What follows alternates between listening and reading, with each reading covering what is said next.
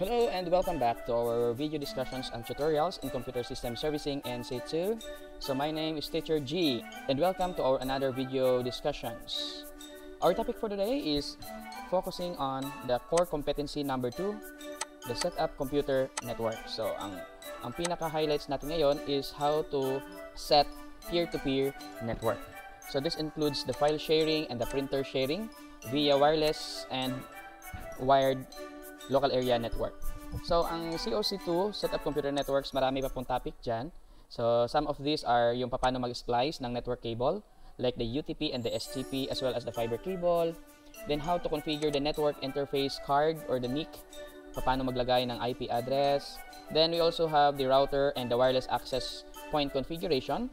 Then, ano ba yung mga IP addresses, the type of the IP addresses, its segments, the classes, and many more.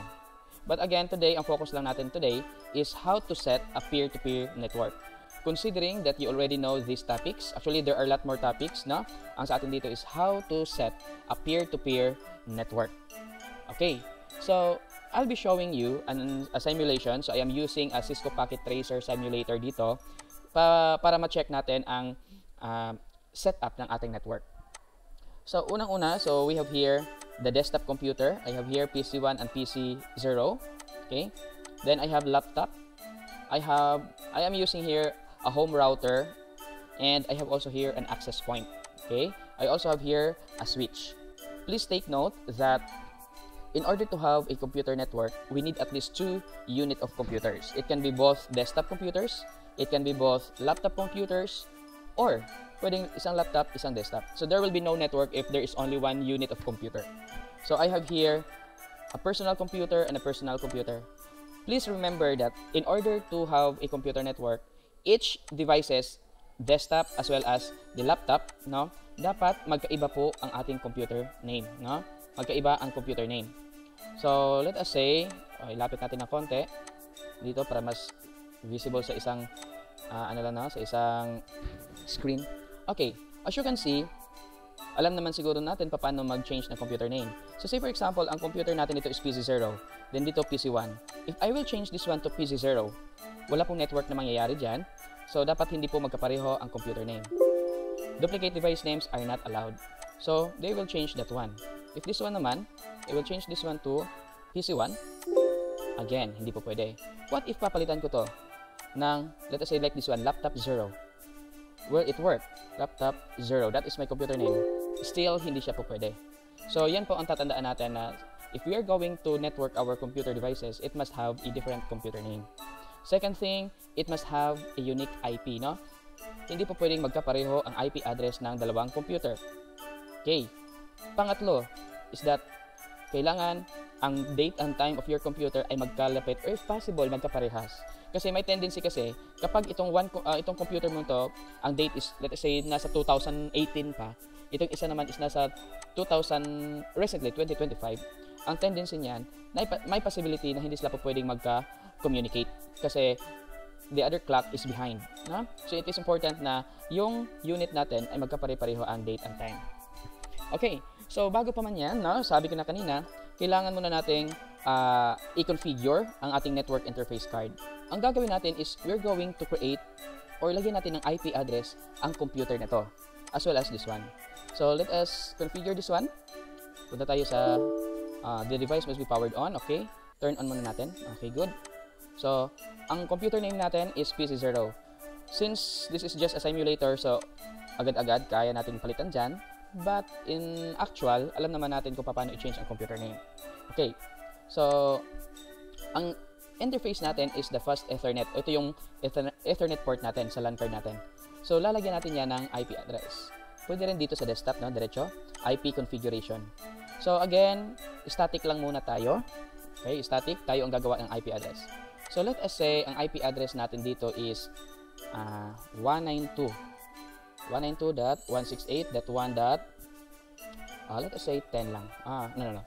Let us say ang router natin is .1, ang laptop .2, ang another laptop is .3. So let us say this one is .4. Okay, .4. Subnet mask, ang default gateway natin mamaya na yan. Okay? So Okay, good na yan, no? Good. Okay, so, balik tayo dito. .4. Okay. So, lalagyan ko ito ng note para di tayo mawala mamaya. So, lalagyan ko yan ng note. So, the IP address is 192.168.1.4. So, dapat dito rin, this is 192.168.1. Let's say 5. Yan ay 5. So, ang gagawin natin is, configure natin to. Lagyan natin ng static IP, 192.168.1.5. Okay. Wala mo ng default gateway. Later na yan. Okay. So, let us try to check if ang IP address nito is talagang nag-reflect. So, ang gagawin natin is, anong command yun? Sa command prompt, that is the IP config. So, again, right here, that is that 1.5. So, let us check if this computer is connected to this computer. So, ang next natin gagawin is lalagyan na natin ng cable direct to our switch. But before that one, since ang switch na ginamit natin is empty, lalagyan ko muna yan ng Ethernet port. Turn off nyo muna. Turn off. Okay, then, lalagyan ko yan ng port. So, ang kailangan natin na port ay isa para dito, then, meron tayong router, so, 3. So, kailangan natin ng 3. Actually, pwede namang lahat, no? Pwede naman lahat, but 3 lang kailangan natin for the meantime. And then, turn on natin, balik, okay? Ang switch, close. So, ngayon, lalagyan natin ng cable. So, anong cable ba ang dapat natin gagamitin? Is it a crossover or a straight through? So, if we are going to network or to connect network devices that are hindi magkaparehong devices, tulad dito, desktop computer to switch, ang gagamitin natin is a straight through. Pero if you connect devices that are of the same type, let us say, desktop to desktop or PC to PC or PC to laptop, the same lang yun. So, we will use the crossover. So, this is now the setup of our network, no? So, pwede, itong dalawang computer na sa switch, then isa sa papuntang router, isang papuntang laptop, then from router, isang access point na medyo malayo-layo, na di abot ng kanyang range, okay? Then ang laptop ko connect. Ang point natin dito is that the purpose of this computer network is to share files and resources. So, say for example, this computer wants to connect to this computer, pwedeng direktang from this point to this point, no? Pwedeng point-to-point connection. Pero what if magdagdag tayo ng computers, dadami yung computers natin, okay? What if dadami ang computers natin? So, we will use the switch, okay? Bilit lang natin yan. So, in this example, dalawa lang ang ginawa natin. Then, what if there's a laptop na gustong mag-share ng files and resources papunta dito sa desktop na to or dito sa desktop na to? And vice versa, this one wants to connect over there. So, kailangan natin ng router, okay? So, ang router, i-connect natin sa switch, okay? Then, make sure that each device, mayroon siya tinatawag na default gateway.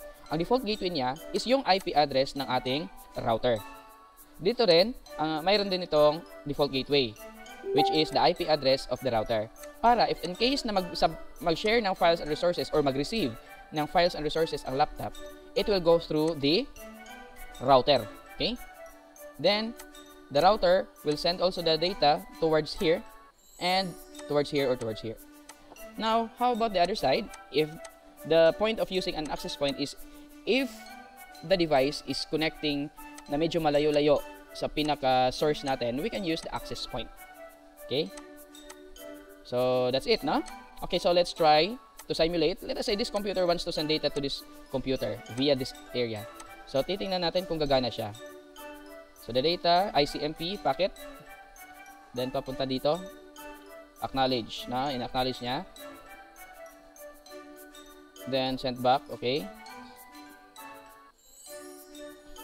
So, meaning there is a successful connection. Okay, so, this is just a simulation. So, we will do this in the actual setup na, okay? So, ang kailangan lang natin at least 2 unit ng computer, isang switch, isang router, isang laptop, isang access point, another laptop ulit. Okay, another laptop. Again, ang available natin ngayon, okay, what is available natin ngayon dito is wala akong network switch. Pero ang router ko is meron ng embedded na switch. So, as you can see, ang router natin is may 4 na ports. So, this is for the switch. So, ang gagamitin natin ngayon is the router switch. So, ang magiging setup natin is wala na to. Delete natin yan. Ang mangyayari is direct ang connection natin from this computer to the router. Ito ang gagawin natin ngayon. Okay. So, the same pa rin yan, no? It's the same. Okay, let's do this. So this is now the setup, no? Based sa ginawa nating layout kanina. So from our router, i-connect natin sa dalawang desktop computer. So here, I have here a router. Okay, ang router natin. So one end is connected papunta sa kabilang computer. At saka itong black na cable natin is connected also to the other computer. Then, itong isang linya naman is papuntang access point na i-connect natin sa router. So in this case, meron tayong isang router. Meron tayong isang access point. Okay, isang access point. So lalagyan natin yan ng cable. I have here a 50-meter na cable. So ito, mahaba-haba to, 50-meter. So itong gagamitin natin to extend the signal. So ang one end is i-connect natin dito sa ating router. And the other end is i-connect natin yan doon sa ating access point. Okay? I-connect natin sa access point. Remember, ang access point natin, isa lang po ang Ethernet port niyan. Hindi tulad ng ating router na meron tayong apat. So this is a router switch. Okay? So i-connect natin dito. Okay. So that is now our setup. So from our router, itong router natin na ginamit is i-connect natin itong laptop na to. Then later, kukuha din tayo ng isang laptop pa, is i-connect natin dito sa access point. So isang laptop naman is i-connect natin dito sa ating access point. So that is how our setup goes, no? Okay. Okay, so after sa setup natin, so i-configure na natin ang ating computer. So sabi ko kanina, computer must have a different name. So dapat, ito i-check muna natin ang computer name nito. Okay? Kung talaga bang magkaiba. So, paano mag-change ng computer name? Ito lang. This PC, properties. Then, change the settings if you're using Windows 10. Then, change. Then, okay, ang pinangalan ko nito is PC0. Then, if you want to change it, just change it. Then, it will restart your computer para mag-take effect. So, okay na, PC0 ang ating computer. How about sa kabila? Okay, right here, let's check. Computer, right-click, properties. Then, click change settings. Then, to change, click change. So, this is PC1. Again, if magkapareho ang computer name, you have to change it. Okay. Next is, dapat pareho ang date and time. As you can see, dito sa kabila, that is 1990. Sa kabila naman, that is 2019. So, dapat magkapareho. So, let's change the date and the time. So, the conventional way, punta tayo sa control panel. No? Ito ang pinaka-safe na way para ma-change natin. Kasi sometimes, ang admin natin is dinidisable yung shortcut. Then, clock language and region. Then, change the date and the time. Then, ang time zone natin, dapat positive 8 tayo. So, okay na yan. But if hindi, click lang natin yung change time zone. Positive 8. Then, the date and the time, click change date and the time. So, the year is 2025 and today is January 30. The time is, okay, tama na yan. Click okay, close. And then, dito naman sa kabila, okay, so, punta tayo sa control panel. Okay, clock and region, date and time. And then, okay, the time zone is okay. So, dito tayo sa change, date and time. Year is 2025, January 30. Click okay. Next, second item, dapat magkaiba ang kanilang IP address. So, paano ba lagyan ng IP address, static IP address ang ating computer? So, may shortcut tayo. Pwede dito sa kabila. Ito, sa gilid. Right-click lang, tapos click Open Network and Sharing Center. Then, punta tayo dito sa Change Adapter Options. Okay? So, i-configure natin itong Ethernet port natin. So, that is one way. Pwede rin, pinakamadali, type tayo dito, Windows R. Windows R sa keyboard natin, Windows R. To run command, type lang natin in cpa.cpl. Okay? Click OK. And you will be redirected over there. Pero ang pinaka-conventional na way is, hanap tayo ng control panel. Again, control panel. Punta tayo sa Network and Internet Sharing. Ito, Network and Sharing Center. Change Adapter Settings. And then this one. So, right-click, Properties. Or double-click. Double-click, then click Properties. Pareho lang yon. And then, dito tayo sa IP version 4. Click natin yan. Then, ito na ngayon. Pag obtain IP automatically, that is dynamic IP. Pag use the following, that is static IP. Again, ano yung PC0 natin kanina? Based sa ating example, so we have 192.168.1.1.4. Yun yung example natin. Then, subnet mask automatic. Default gateway is the IP address of the router. Sa example natin kanina, ang IP address natin is 192.168.1.1. So again, ang default gateway is the IP address of the router. Then, click OK, and then close. Then, ugaliin na after changing the settings, changing the IP address, right-click disable natin to make sure na magre-refresh ang IP address ng computer. Then, click enable ulit. Okay? Yan, enable. Then, to make sure na talagang nag-reflect ang IP address natin, so, punta tayo sa command prompt, cmd, Windows R, then cmd natin. Then, ang gagawin natin, IP config. Okay, enter. So, you have here now, IPv4 natin is .4. Then, ang next na gagawin natin, ito, back tayo nito sa network connection. Balik tayo. Dito sa click change advanced sharing. So, under sa private profile natin, so, kailangan naka-turn on ang network discovery natin, no? Then, dito sa guest, if possible, naka-turn on din ang network discovery. All networks, turn on ang sharing and everything. Bukod lang dito sa turn on password protected sharing. Kasi later on, pag mag-share tayo, dapat hindi na siya hihingi ng password. Okay, then click save if you made changes. Okay. Ganun din sa kabilang computer. Okay, dito. So, punta tayo sa control panel. Okay. Control panel, network and internet. Then, punta tayo sa network and sharing center. Change adapter settings. Then, we have here the local area connection. Double-click lang natin. Then, click properties. Okay. And then, after that one, punta tayo sa IPv4. Double-click. Then, papalitan natin yan ng IP address 192.168.1. Kung ang kanina PC0 is .4, dito .5. Okay, based sa example natin kanina. Then subnet mask, then default gateway is the IP of the router, which is 192.168.1.1.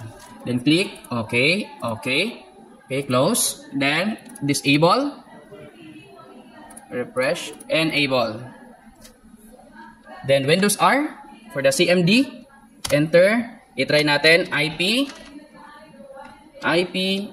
config. Okay, IP config. So there you go, .5 at saka .1. Okay, close. Then, balik tayo dito. Then, dito sa advanced. So, kailangan naka-turn on ang mga network discoveries. Then, naka-turn off lang ang password. Okay? Turn on network discovery, turn on, turn off ang password, save, changes. Okay. Then, let us check if pwede na bang mag-connect ang computer na to at ang computer na to. So, paano? So, again, Windows R, CMD. Okay, ipiping natin si PC0. So, ang command is ping. Then, the IP address is 192.168.1.4. That is the IP address of the other computer. Okay? So, merong response. Meaning, pwede silang mag-communicate. Ipiping din natin ang router sa .1. Kung may connection tayo kay router, there you go, meron din tayong connection.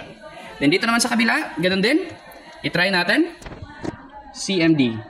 So, ping ang IP address sa kabilang computer 192.168.1.5. There you go. So, may connection. How about sa server and sa router natin? .1. So, meron din tayong connection.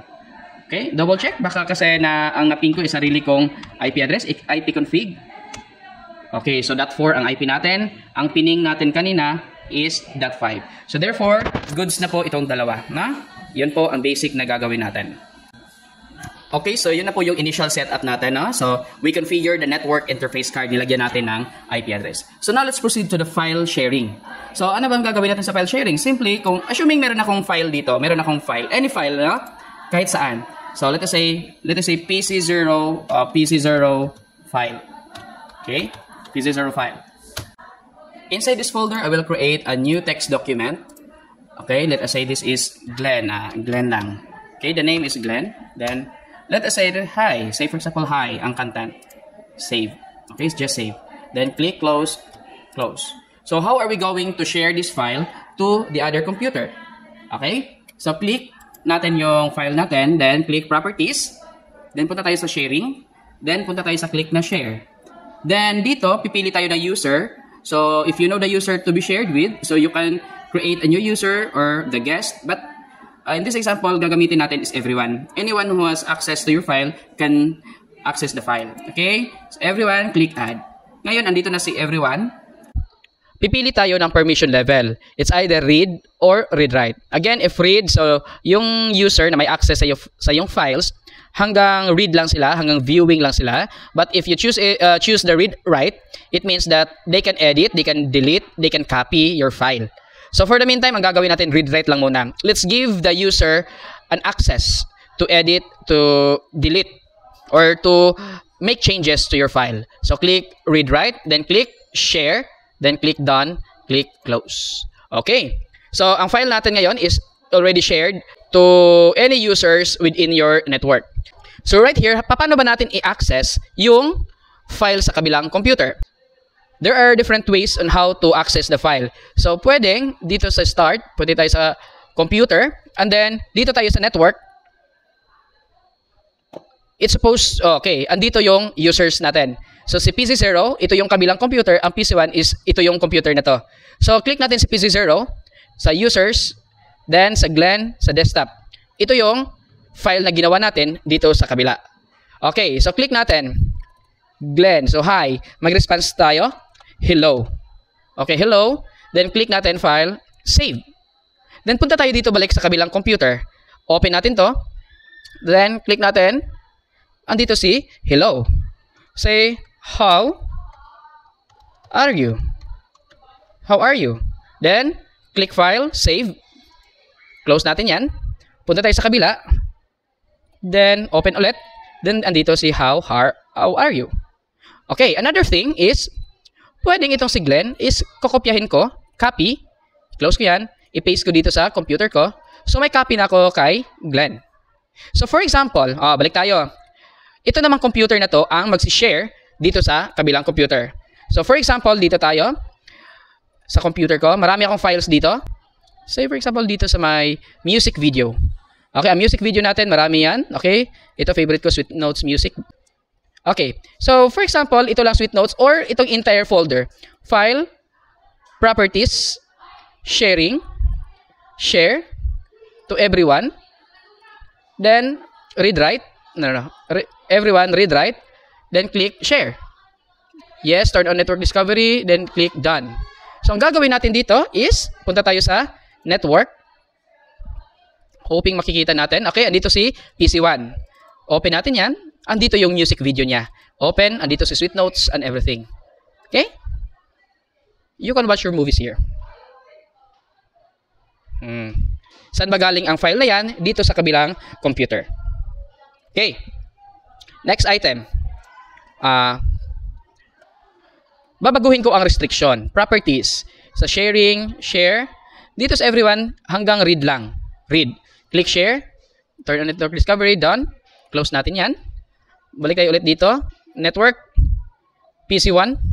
Music video. Okay, halimbawa, ito i-delete ko. Are you sure you want to permanently delete this item? Yes. So sabi dito, you need permission to perform this action. Kasi nga, ang restriction natin is read only. Okay. We're done with that part. No? That is your file sharing. Next is printer sharing. So say for example, sa dalawang computer na to, itong computer na to, or dito naman tayo sa kabila, itong computer na to ay mayroong printer na naka-attach sa kanya. So for example, may printer tayo naka-attached. Okay. Actually, hindi yan naka-connect direct dito sa desktop. So, ang gagawin natin dito ngayon is, kunwari, gumawa tayo ng, let's say, printer. So, punta tayo sa control panel. Then, dito tayo sa hardware. Devices and printers. Okay, then let's add a printer. Then, ang pipiliin natin dito is local printer. Okay, kasi siya yung mag-host ng printer eh. So, ito yung local printer. Then, assuming ngayon wala pang printer, so ang pipiliin natin dito, use an existing port, itong LPT1. Okay? For the printer port. Then, click lang tayo ng next. Okay? Then, pili tayo ng brand. Let us say Canon. Then, ang version or ang model is, let us say, IP1100. Next. Then, what is the printer name? Let us say, Glenn Printer. Okay, that is Glenn Printer. Then, click next. Installing printer on your device. So, that is a local printer. Then, share this printer. Click next. You can print a test page. Okay? Send to your printer. So, let's check here. So right here na, andito na. Okay, click Finish. So ngayon, ang gagawin natin dito sa kabila is mag-a-add tayo ng printer. So ganun din, punta tayo sa Control Panel, then punta tayo sa Hardware, then Devices and Printers, then mag-a-add tayo ng printer. Okay, then since wala dyan ang printer natin, so click tayo, the printer was not, again, ano yun? The printer that I want isn't in the list or is not listed. So click natin yan. So ang gagawin natin is, iba-browse natin. Kaninong printer ba ang gagamitin natin? So andito yung example. \\, what is the computer name sa kabilang computer? That is PC1. So PC1, then slash, anong pangalan ng computer printer natin? Ang pangalan ng printer natin is Glen Printer. So dito, automatic andito si Glen Printer. Click natin yan. Then click Next. Okay? Click Next. Or pwede na rin, ganito. If you know the IP address of the computer, just simply type the IP address. 192.168.1.5. That is 5. Okay? Slash. Then andyan si printer. Okay? Then click Next. Okay. Check the printer name and try again. Okay, ulit tayo. Browse natin. Andito si PC1. Meron siyang printer. Okay, pwedeng ganun, no? Then click Next. Connecting to printer and PC1.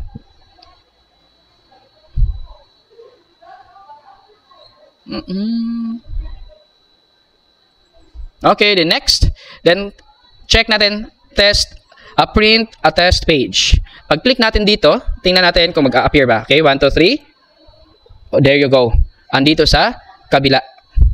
Okay, close.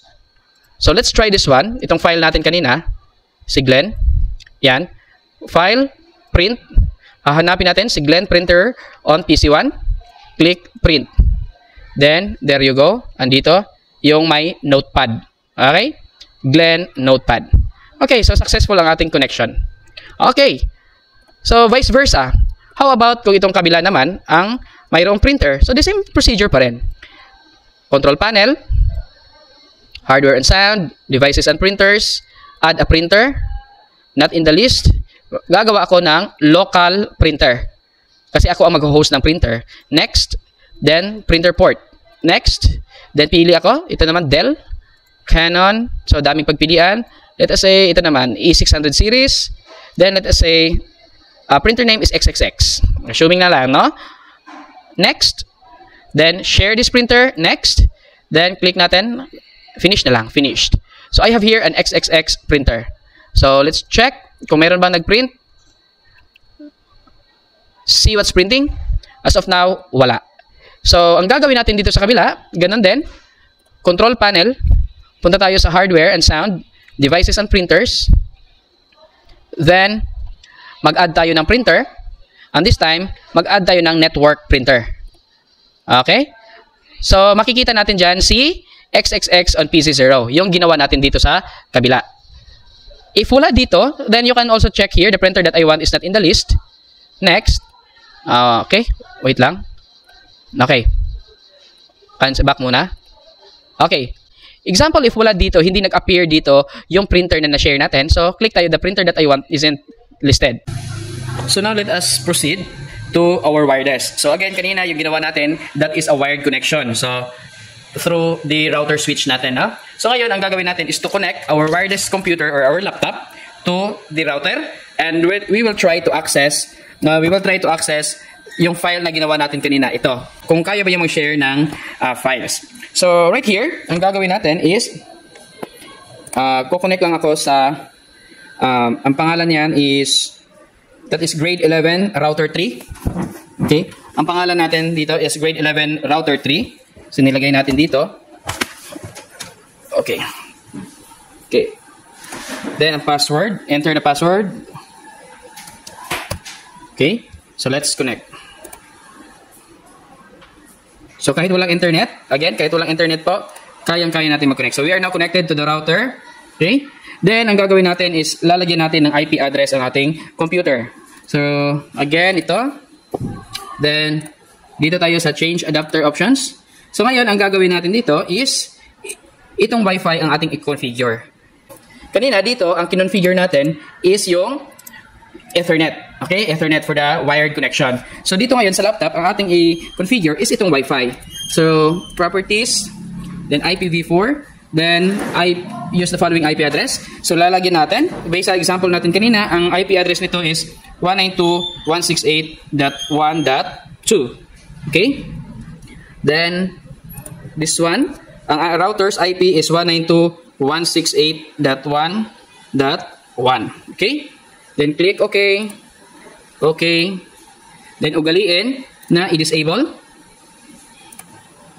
Then enable. To make sure that the changes you made to the network interface card is gumagana. Okay. Then again, double check. CMD. IP config. Okay, IP config. Okay, so andito sa wireless natin, .1.2, ang gateway natin is .1.1. Next, let us ping ang IP address natin sa router, 192.168.1.1. Let's try to connect to the router. There you go. Kaya nating pumasok sa router. I-ping natin yung PC1, that is .5. Let's check. Very good. May connection tayo doon. How about this one, .4? Check natin. Okay, there you go. So therefore, may connection tayo. So how about dito sa kabila? So let's try to ping also from your PC0. I-ping natin ang ating laptop. So ping 192.168.1.2. Okay, so may connection dito sa kabila. Let's ping it. So i-ping natin ang laptop. So CMD. So ping 192.168.1.2. There you go. Mayroon tayong connection. Okay. So balik tayo dito sa ating laptop now. So again, kukonect tayo dun sa file na na-share natin kanina, yung PC0 file. So ang gagawin natin, punta tayo sa network. Then let's check it out. Kung present ba dito. So hindi nag-appear si PC0 and PC1. So this is another way on how to access sa magkabilang computer. So if hindi mag-appear dito, tulad ng ginawa natin kanina, so just like with this one, sa network, kung hindi mag-appear dito, as you can see, hindi makikita natin ang laptop dito, no? So, another way is, ito, isi-search natin. So, ang pag-search natin is // pwedeng computer name or yung IP address ng computer. So, since we are going to access the file from PC0, so ang gagawin natin dito is type PC0. As you can see here, lalabas PC0. Click lang natin yan. Okay, let's click this one. Then there you go. Makikita din natin ang printer as well as itong sinishare niya na file nasa desktop. PC0 file. So maglalagay ako dito sa computer na to, sa laptop na to, ng new folder. Let us say from laptop. Okay, from laptop. Okay. Then let's open on the other computer. Meron tayo dito. PC0. Meron din tayong isang file dito from laptop. You can add another file, new text document ba kaya? Okay. Then, let's open here. Ito, meron tayong bago. A new text document. Okay. So, meaning there is a successful connection between the desktop, the wired connection, and the wireless connection. Again, wireless po ito ha. Wala pong cable yan. Wala pong cable. So, the cable, okay. So, let us say, mag-a-add ako ng printer. So, the same process. Control panel. Okay. Control panel. Then, the hardware and the sound. Devices and printers. Add a printer. Then, the printer is not in the list. Click tayo. Click natin yan. So, pwedeng si PC0. Pwede rin si PC1. Okay. Let's say si PC1 tayo. Okay. PC1 / ano ba ang computer, ano ba ang printer name nun? Okay, kung hindi mo alam, / mag-a-appear yan. Antay lang. Oh, ayaw. So, i-click lang natin, browse. Okay. This computer is not connected to a network. Why? Okay. Kaya pala ayaw kasi yung Wi-Fi natin ay lumipat sa kabilang network. So, again, disconnect lang natin yan. So, balik tayo dito sa, router 3. Okay, so, balik tayo dito. Browse. Okay, wala pa. Back muna. Cancel. Cancel muna tayo. Balik. Okay, control panel, add a printer. It's not in the list. Then, hahanapin natin si PC1/Glen printer. Okay? So, connecting to Glen printer on PC1. So, again, punta tayo dito sa kabila. Dito, this is PC1. Punta tayo sa control panel. And my hardware, devices, and so, I have here the Glen printer. See what's printing. Okay, wala pa. Okay, balik tayo sa laptop. Okay, printer installation, yes. So again, connect tayo sa printer 1, sa PC1. So it's looking for a driver.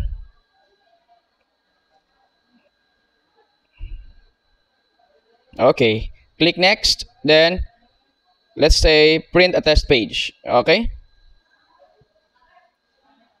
There you go. Andito sa taas. Test page. Okay? So let us try another one. So meaning successful ang connection natin sa printer. So let us say I have here a new text document. Okay, then I will just write anything here. Then I will click file and print. Then dun tayo sa Glen printer on PC1. Then click print.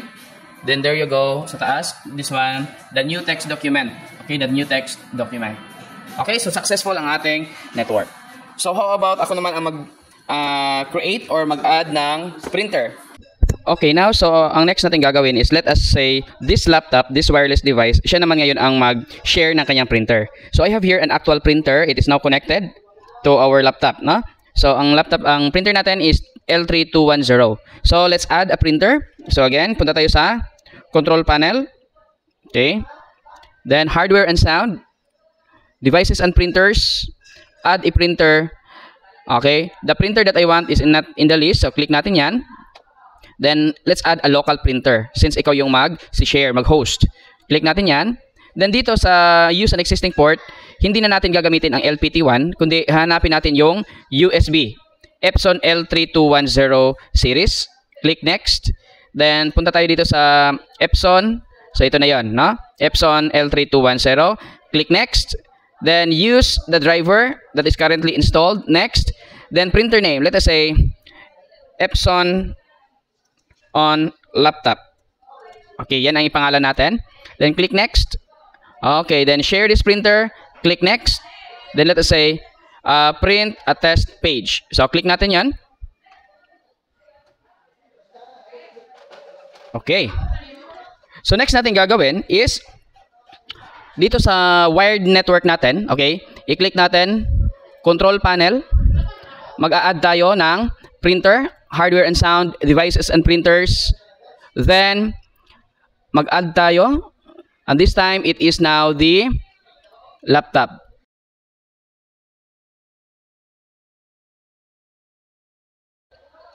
Okay, so ang next item natin ngayon is ito na namang wireless access point. Again, ang wireless access point ay nakakonect yan dito sa 50 meter natin na cable wire papunta sa router natin. So, assuming na medyo malayo-layo ang distance nitong dalawa. Then, I have here a laptop, another laptop. It is a separate laptop from this one. Ito yung ginamit natin kanina, no?